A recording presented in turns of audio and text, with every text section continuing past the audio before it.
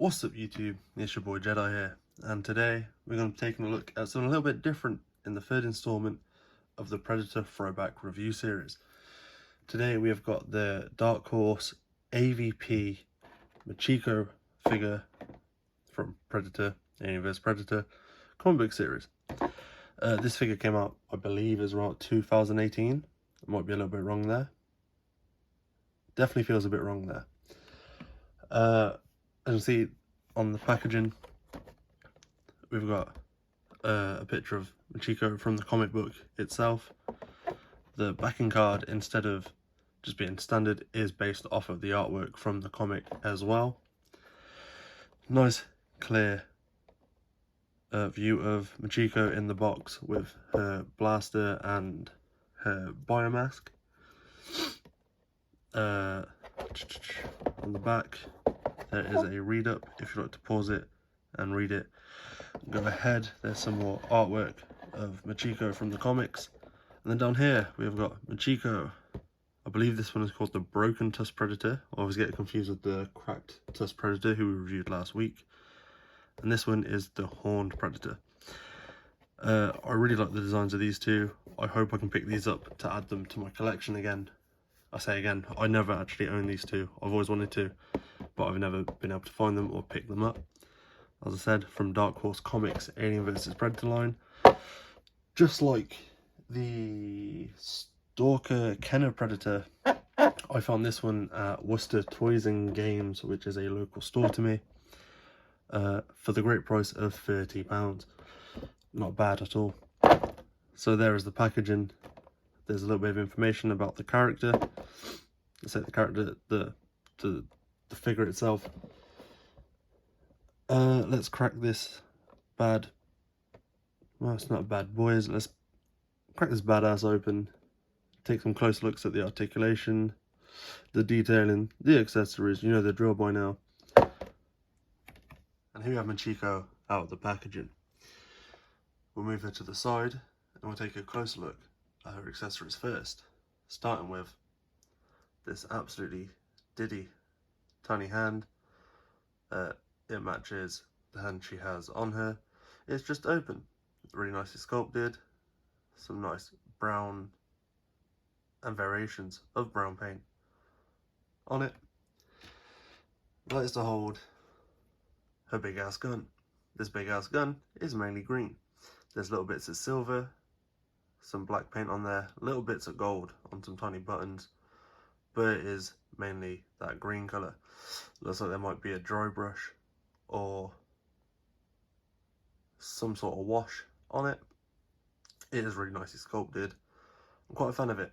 I won't be putting it on her though, as her one wrist that the hand plugs into is super brittle. I don't want to break her, I've just opened her. And then she comes with her biomask, which is a really nice gold. The eyes are a lovely orange colour. It's got some little wires on it. And it fits on her pretty well. Fits on her really weirdly though, given that she is not a predator and she is a human. It sits in a weird position just under the chin. If you can, there we go.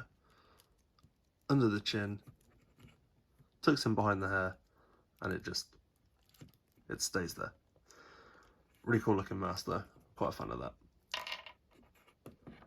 Looking up close to her, detail wise, you can see the scar on her forehead, which looks really cool. The paint apps on her face is amazing. The detail and sculpt work in her hair and dreads, I'm a very big fan of. I'm liking all the individual little beads that's sculpted and painted here all the way around.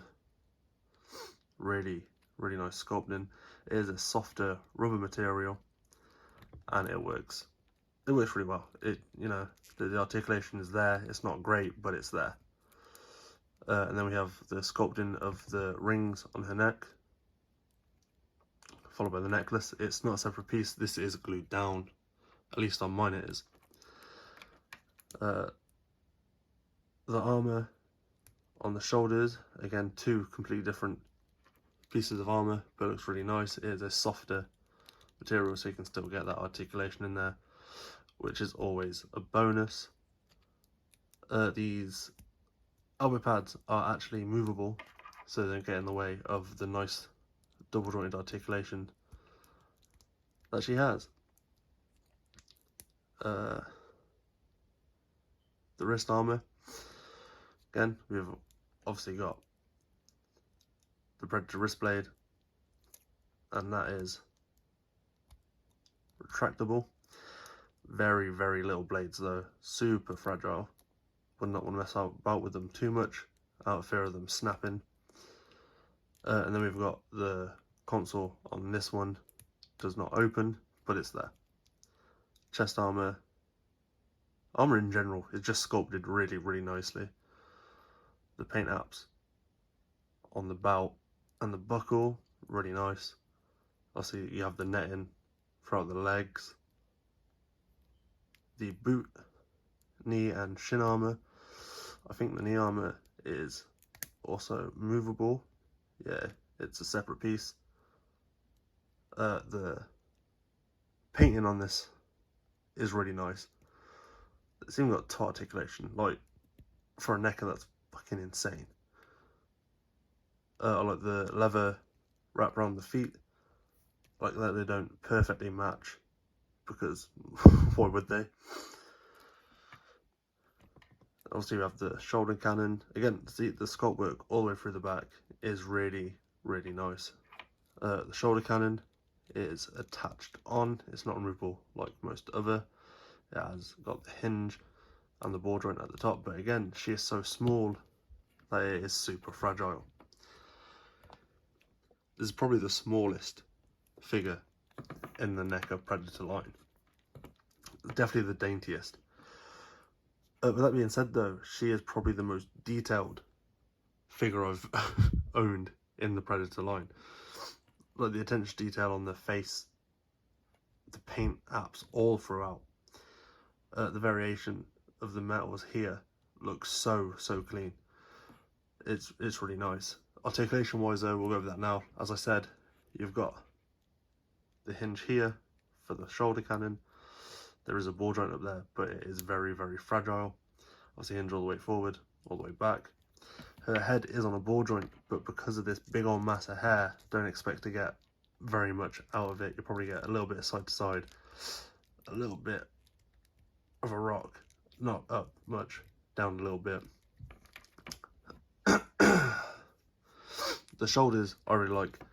They are ball jointed and they've got a bicep swivel. She has got double jointed elbows. I don't think she has any. Oh, she does. She has a rotation at the top of the wrist armor and a ball joint hinge at the hand.